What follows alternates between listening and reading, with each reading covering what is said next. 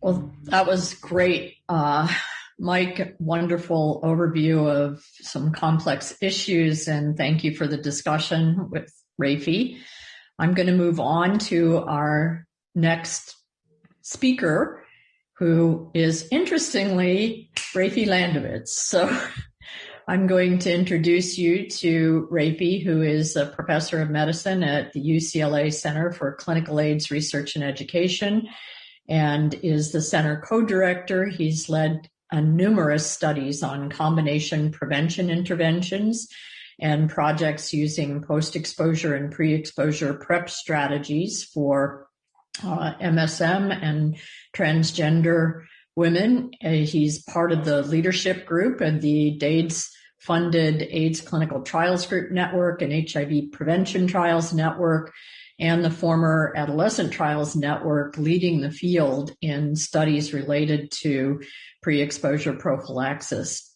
He recently completed a term as chair of the ACTG's Antiretroviral Strategies Scientific Committee and is leading the Phase 2 and Phase 3 registrational clinical trials evaluating long-acting injectable Cabotegravir for PrEP.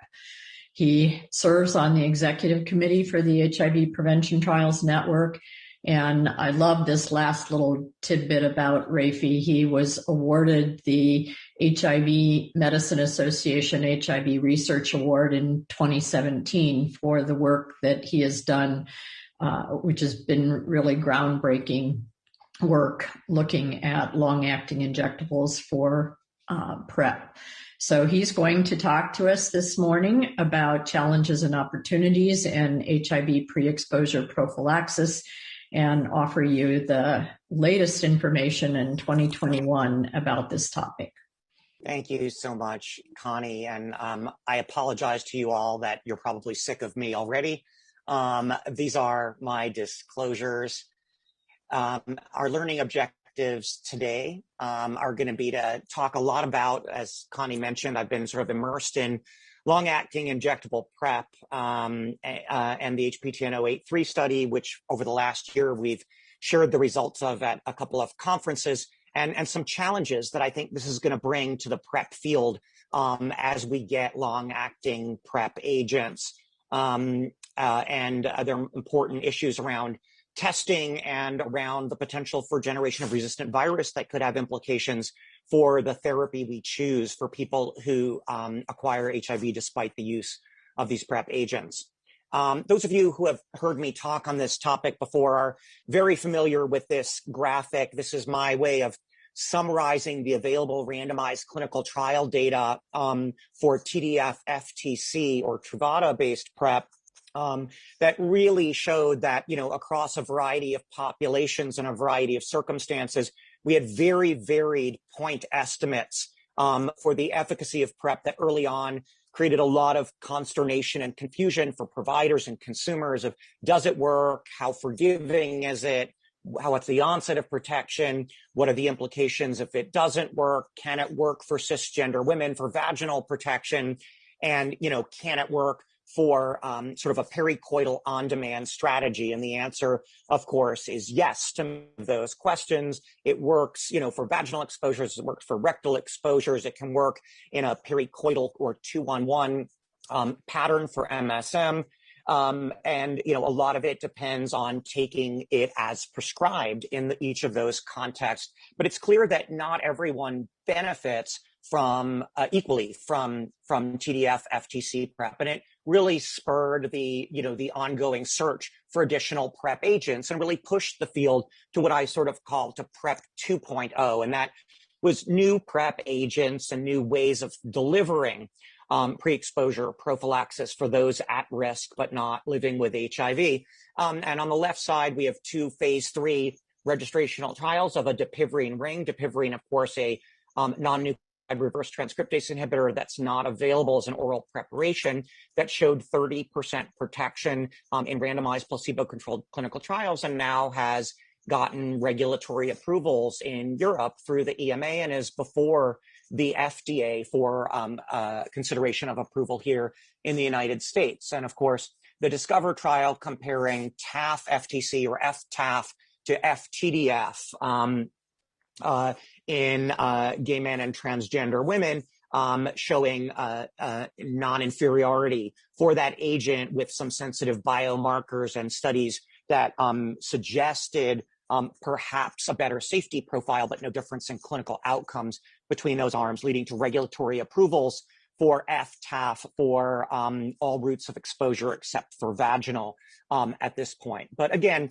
not everyone benefits equally from these PrEP interventions. And there is this notion that the stigma around taking a medication that's associated with HIV treatment that's difficult to remember, to operationalize on a daily basis, could have side effects, a number of other structural, social, environmental barriers made the idea of something that could be injected and discreet attractive to study. And it was in that context that HPTN 083 was designed. And, you know, many of you know that this is something that I've been very invested in over the last few years, and we were really excited in the last year to report the results of this trial. I'm going to show you the study design here briefly and then go into the results, and then we'll delve into some of the nuance I think we're all going to be struggling with clinically with the rollout of these long-acting PrEP agents that hopefully we can think together and strategize about how to leverage the power and also the complexity of this intervention. So HIV uninfected individuals at increased risk for HIV acquisition were randomized 1-to-1 to either the orange arm on this slide or the blue arm. Orange is the Cabotegravir arm, blue is the TDF-FTC arm. The TDF-FTC was administered daily. People who were in the Cabotegravir arm took a TDF-FTC placebo every day and then got an oral 5-week lead-in of Cabotegravir and then injections every 8 weeks. People who were in the TDF-FTC arm got an active TDF-FTC pill and then sham injections and a sham oral lead-in. Anyone who stopped the injections early got a year of open label TDF-FTC for PrEP as the pharmacokinetic tail washed out of people's systems. And we presented these results, the primary results of this, in 2 buckets. So let me sort of walk you through this briefly. We did enroll about 4,500 participants at the time the study was stopped by the DSMB at the NIH in May of 2020. And we presented the initial results at AIDS 2020 last July. And the top half of the slide are those results. In the Cabotegravir arm, there were 13 incident infections, incidence rate 0.41 per 100 person years, and 39 in the TDF-FTC arm for hazard ratio in the right side of the slide of 0.34. So that's a 66% reduction in HIV incidence in the Cabotegravir arm compared to the TDF-FTC arm, and that was a superiority result. But what we learned when we were sort of doing the pre-planned analyses, which involved centralized testing of stored specimens, is that Cabotegravir, even more so than TDF-FTC, obfuscates conventional HIV testing. Why? Well, it turns out that Cabotegravir, not surprisingly, as an integrase inhibitor, is a potent antiviral, and even as monotherapy, suppresses viremia, can even make it undetectable, at least for a period of time, and delays antigen and antibody expression, delaying the ability of more conventional diagnostics, largely antibody-based, but sometimes nucleic acid-based, in identifying these infections. So in this central lab, we used sensitive qualitative and quantitative RNA testing going all the way back to enrollment on the specimens in 083 that we had stored. And we had a little bit of a revised efficacy outcome that we presented at CROI 2021 this year.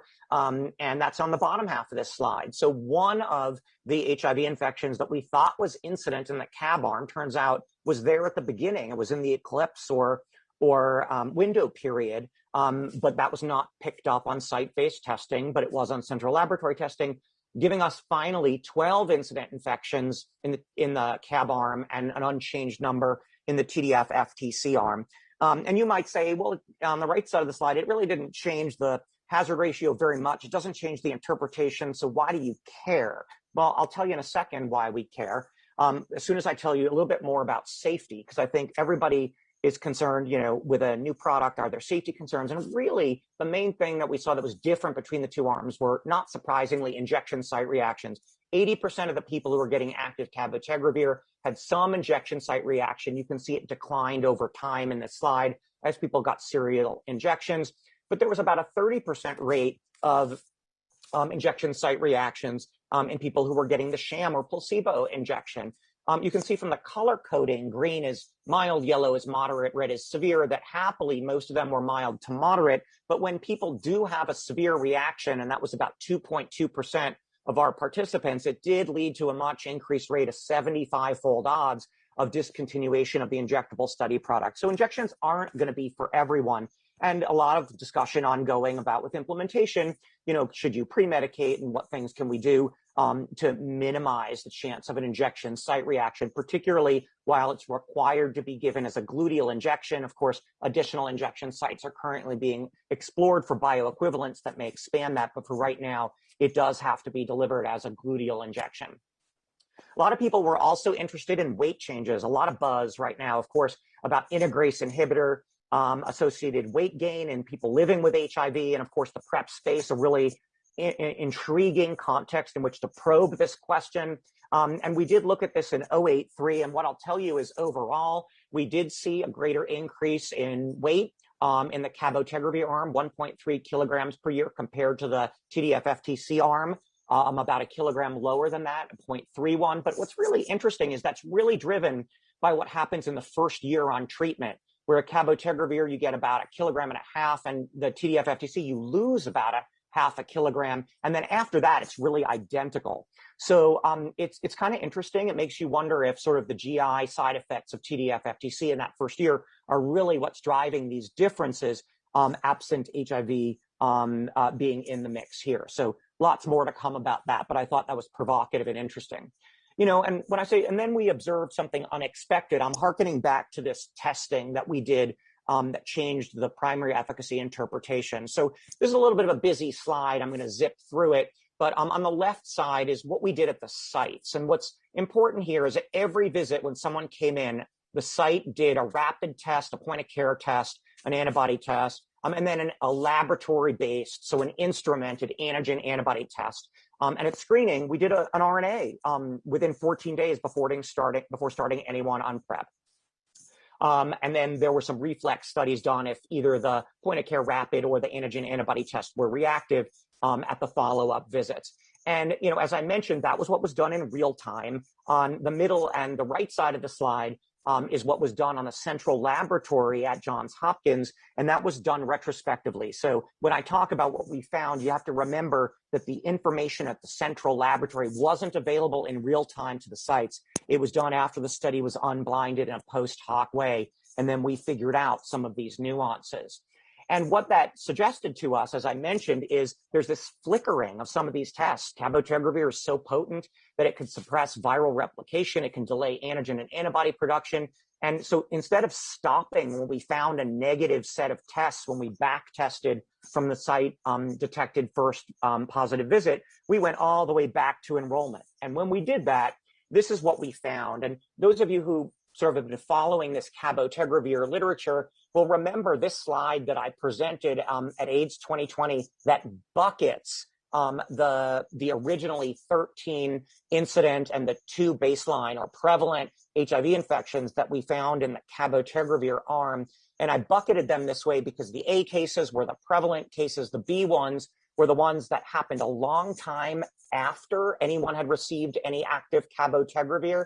The C ones were the ones that happened during the oral lead-in period, suggesting that that might be a period of vulnerability. And the D cases were the ones that happened despite on-time injections. And the reason I've boxed in red here, D2 and D4, is these are the ones where the timing of the first detection of HIV changed when we did this post hoc additional testing. And if you'll pardon my animation, what you'll see here, and keep your eyes on the green virus emojis here as I animate this slide, you can see that both G2 and D5, the timing of first detection on the post hoc testing moved earlier in both those cases. And in the case of D5, it actually became a baseline infection. It's no longer an incident case.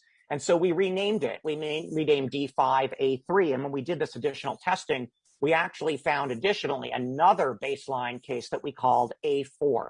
So what that meant was we lost one of our D cases, and we ended up with 4 cases that were actually undetected during the window period before anybody received any PrEP product. So we do have a lot of detailed pharmacology and virology with some important lessons learned about each of these buckets. So again, remember, that's how we got from the top half of this slide to the bottom half of this slide. I hope that makes sense to people.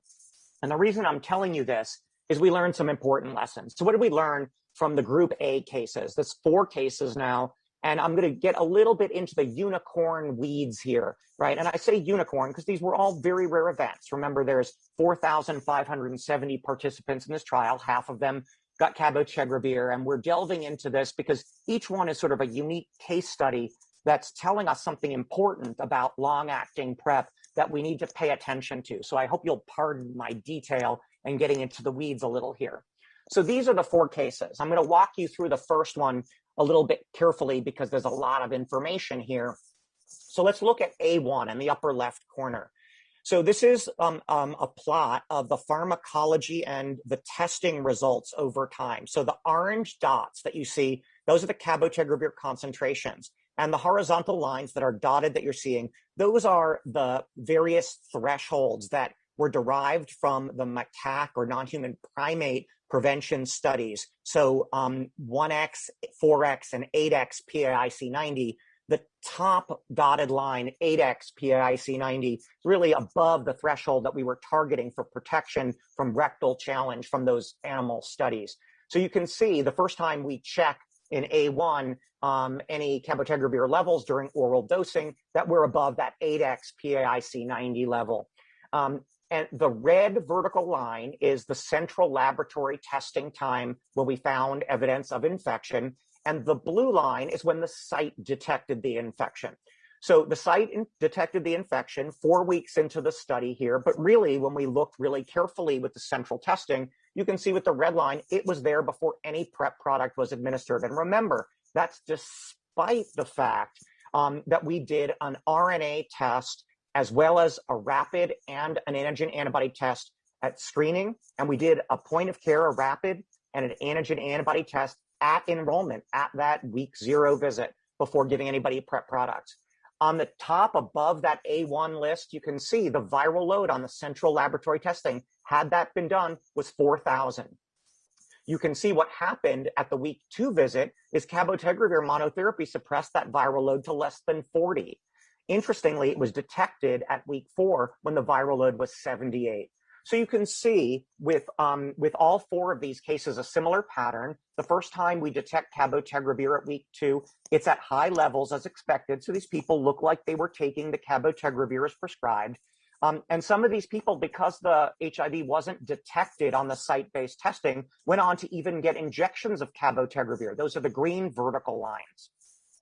And what I'd like to sort of point out here is the majority of these, we did not generate integrase inhibitor resistance. We do have genotypes, not on all of them, because sometimes the viral loads were too low. But in all 4 of these, the site-based testing was delayed compared with the central testing. And what I'd like to show you here is this A1 case actually was exposed to basically TDF FTC resistant virus and infected with it before they ever got PrEP.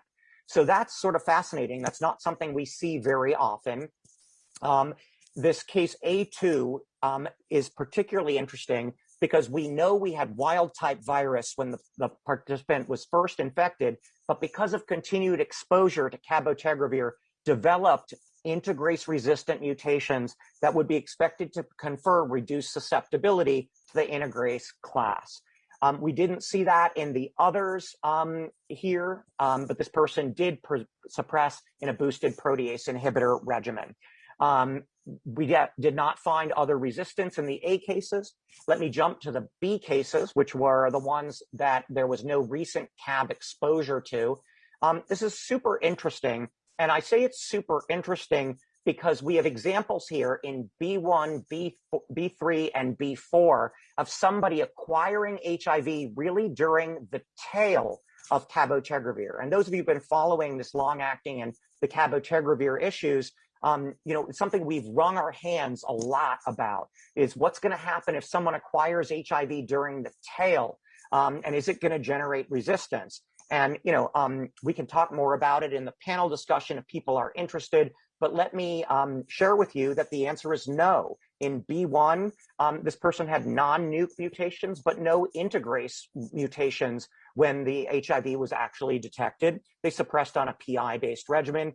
Case B2 is someone who never took Cabotegravir at all, at least by pharmacology that we can tell. So again, like with TDF-FTC PrEP, you don't take it, it can't work for you. They never got injection, wild-type virus. They suppressed on an NNRTI-based regimen. B3 likely acquired infection during that pharmacokinetic tail. We can't tell you exactly when, but again, wild-type virus, which I think is reassuring, but certainly doesn't mean that you can't get resistance from the tail, but we didn't, and now 2 of these cases, and I'll show you a third one here as well. This person also suppressed on a efavirenz-based regimen, and here's B4, also someone who suppressed on an integrase-based regimen actually here after acquiring HIV during that pharmacokinetic tail, during which they opted not to take TDF-FTC to cover that tail. And B5, again, is someone who just didn't take any Cabotegravir appreciably prior to infection and had wild-type virus, suppressed on an integrase-based regimen. The oral breakthroughs, I think, are important, and I'm going to take a moment here. So these are the 3 people who broke through the oral phase. And remember, like TDF-FTC, where there's an onset to protection, Cabotegravir, oral or injectable, likely has an onset to protection also, and we don't know exactly what that looks like yet. We can't quantify it, but they all were delayed compared to site-based testing. That's important. So the Cabotegravir oral and then injectable delayed detection at the sites. And in the C1 case, the first time we're detecting the Cabotegravir, looks like they were taking it well. The levels were pretty much as expected, including once they got injectable. But by the time we're able to detect the viremia at the site, we have integrase inhibitor resistance, and that increases with accessory mutations over time, again, suggesting that we may be getting cross-class integrase resistance with accumulated mutations with ongoing exposure to this drug. In C2, this person, again, didn't take any of the oral cab. They were lost to follow-up and then showed up about a year later. Again, if it doesn't work, if you don't take it, it's not going to work for you. So that case, not particularly illustrative. But let's look at C3 again. Again, someone who the first time we see them in follow-up 2 weeks in is already has evidence of HIV infection, a 5-week delay in detection compared to that done at the central laboratory at the sites.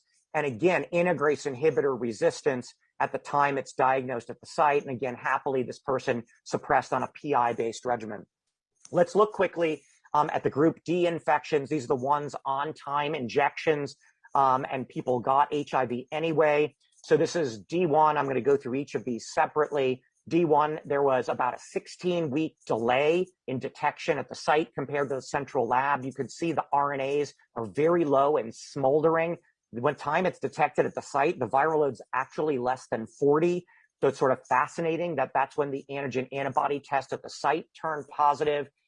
This person suppressed on a boosted PI-based ART regimen before we ever could get a genotype. So I can't tell you if there's low-level integrase resistance on those low-level viral loads, but they did suppress on a boosted PI.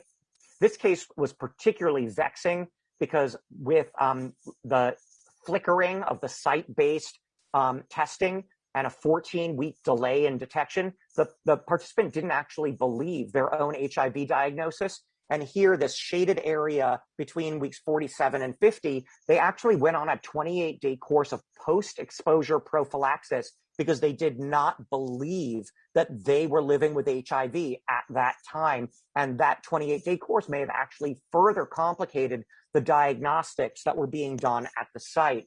It wasn't until very late when finally viral loads became detectable, but at very low levels, that the participant actually believed the diagnosis and ultimately went on to go on a fully suppressive ART regimen. We never got a genotype that was illustrative. D3, another case where the delay was about 17 weeks. You can see the smoldering low levels of viremia. What's interesting is this 860 that you see at the week 17 visit actually let us get a genotype, and there was transmitted NNRTI resistance, but non-integrase resistance that lets us be sure that this person did get a treatment emergent integrase resistance mutation with ongoing exposure to Cabotegravir. This is a different mutation than the Q148 mutations that we're seeing in the other participants. This is the R263K, which would not be as potent in providing cross-class resistance, but still is concerning as it's treatment emergent nonetheless. And the final case I want to tell you about is this one, and this is a very cautionary tale in my mind, because again, there was about a 6-week delay in diagnosis at the site. Happily, the site does make the diagnosis despite these very low levels of viremia. The antigen antibody test was positive. But what you can see here is it takes about 3 months to navigate this person, and it's a non-US site, I'll share that, to the local ART program. And in the time that happens, the viral load goes from the hundreds to the 100,000s. And what happens is by the time they get to clinical care, they have integrase-based resistance. So that's really important, and a lesson learned that when you have somebody with diagnosed HIV infection breaking through a Cabotegravir-based PrEP, you got to get them on suppressive ART quickly. So I'm going to be zippy here because I don't want to go over time. I will tell you that the reason people acquired HIV in the TDF-FTC arm is exactly what you would have expected. Little complicated slide, but I'll summarize it for you. 37 of the 39 incident infections in the Truvada arm, the TDF-FTC arm, were because people didn't take the Truvada, full stop. There are 2 cases that I can't tell you that that's true. One was transmission of resistant virus. One, I'm just not sure, but the other 37 were non-adherence. I do want to mention that these data that we found in 083 are generalizable to cisgender women in sub-Saharan Africa. Our sister study, HPTN 084, a very similar design, was stopped by the DSMB in November of last year and had an even more dramatic outcome than we did in 083, a 90% reduction in incident HIV infections in Cabotegravir compared to TDF-FTC. This is the Kaplan-Meier curve, and that's going to allow, hopefully, regulatory approvals across populations for this prevention intervention and not run into some of the challenges that FCAF had with differential population approvals. So I do want to close by saying I now call this PrEP 3.0. We're going to include Cabotegravir in this on the right side with the incidence rates in the 2 pivotal trials. And now, of course, we have phase 3 clinical trials of some really other exciting monthly oral agents and injectable lenacapavir for an every 6 months subcutaneous injection that we'll all be watching very carefully. I do think the lessons learned here are that, however, while these long-acting agents can be highly protective and exciting and generate even superior results, probably because of the better Sex Act coverage, and people do tolerate them well, this delayed detection and the possibility of treatment emergent resistance compromising future treatment options are something we really need to pay attention to. And this delays in detection aren't going to be unique to Cabotegravir. I suspect all the long-acting agents are going to do them, have this property, and we're going to really need better point-of-care, inexpensive, deployable diagnostics to really see the generalizable benefit of these agents. So better diagnostics needed. Let's not let that be an impediment to leveraging the benefits of this. I'll stop there. Thank you so much for your attention, and I'm happy to answer questions. Well, thank you, Rafi, for a wonderful discussion. And I think you've raised some really critical points that many of us haven't thought about with regard to some of these issues in long-acting PrEP. So while we're waiting for Q&A from the audience, maybe I'll start off by asking you to delve a little more deeply, not that you didn't delve deeply into some very interesting and provocative cases, but trying to put some of the information you presented about those cases that broke through during the studies into clinical practice. How does this delay in detection of breakthrough infections with cabotegravir get translated into clinical practice when you talk about what you should be doing in your practice to monitor people who are getting cabotegravir regimens for PrEP? Yeah, thanks, Connie. And I think that's the million-dollar question that's derived out of this study. And, the CDC has been thinking about this, knowing these results also. And I don't know if people have seen, just this week, they released new draft clinical guidance that is out for public comment. And it includes recommendations, assuming there are U.S. regulatory approvals of cabotegravir, that viral load be the primary monitoring testing modality for cabotegravir. And I think that's a fascinating recommendation. My gut is that's going to be the right answer, but we don't know for sure yet, because obviously that's a more sensitive test. That's a more costly test. Is it going to send us down a rabbit hole of finding false positives too often and give both providers and patients an enormous amount of anxiety and complexity? Or is it going to end up being a critical and mandatory part of these long-acting PrEP monitoring processes to detect these infections earlier and get people on suppressive therapy to prevent resistance? And we're going to be interrogating that now in the open label phase of 083 and 084 to try and get some data to support that. But I thought it was fascinating that CDC went there. And that's obviously not final guidance yet. It's out for draft discussion, but that seems to be where things are headed. That was going to be one of my questions for our panel discussion, but you've successfully avoided that one. Just there are several comments from the audience also related to these provocative data. So what tests were used in the look back to detect cases that were not initially detected at the site during this delay period?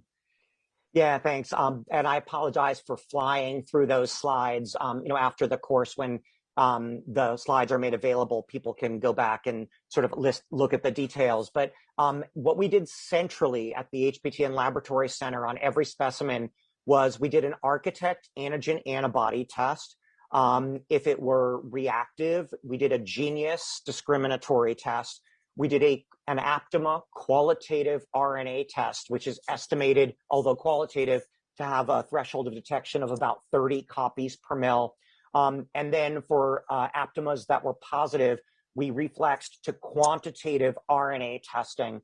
And if we were unable to have at least two orthogonal, so different testing mechanisms to confirm a test, we actually went to single copy assays that we partnered with the University of Pittsburgh lab, John Meller's lab, to do that work, to try and get, at least two different mechanisms to confirm a diagnosis. Obviously, that's not available for clinical practice, so you're not going to do that. So looking at the aggregate data, I do think on what we are calling an ultra-sensitive, but basically a sensitive viral load assay that's used in clinical practice is probably going to be the most practical thing. Of course, it doesn't have regulatory approvals for diagnostics right now. And we look forward to newer assays like Aptima's, new quant assay, that goes down to 13 copies and is supposedly going to be inexpensive. So if that gets, FDA clearance, that might be something that's attractive if it's scalable and usable. Yeah, I think there's no way individual clinical sites are going to be able to do that kind of exhaustive testing that you did in the clinical trials. So hopefully the guidance will address that issue with sensitive viral load tests. One of our audience members asks, why not use two long-acting agents for prevention that might avoid the tail resistance and some of the other issues that you raised about emergence of resistance mutations? Yeah, I think it's an interesting question. Certainly, I think people are wondering about, two drugs versus one drugs, integrase inhibitors thought to be, quite potent. Is it necessary? Remember that the tail was not the issue here. surprisingly, right? I think we all had a lot of concern. The tail. We all wrung our hands about that. And, this doesn't exonerate it, but the 3 cases we had of tail phase HIV acquisition, those weren't the resistant ones. It's when you break through at high Cabotegravir concentrations. And that's a little frustrating because I don't have a good explanation for why those 4 decase infections happened. But what I can tell you is it results in smoldering low-level viral loads in plasma. And then when it breaks through for that, you get a jump in viral load. That's when you get the resistance, the high Cabotegravir concentrations. And virologists that I've talked to, John Mellors, Dan Kuritzkis, and others, say that's not a surprise to the virology community. It's when you force resist replication at high agent concentration that you get resistance, not during the waning portion. So they're not surprised by these results. I was surprised. I guess I was thinking about it sort of upside down, but they're not surprised. Yeah, well, they may not be surprised in the short term, but I think if you do expose someone to long-term, low-level, low drug levels as a single agent, you eventually do incur resistance mutations. It's a time-related issue. So maybe the tail isn't long enough in the context of stopping Cabotegravir for us to see that phenomenon.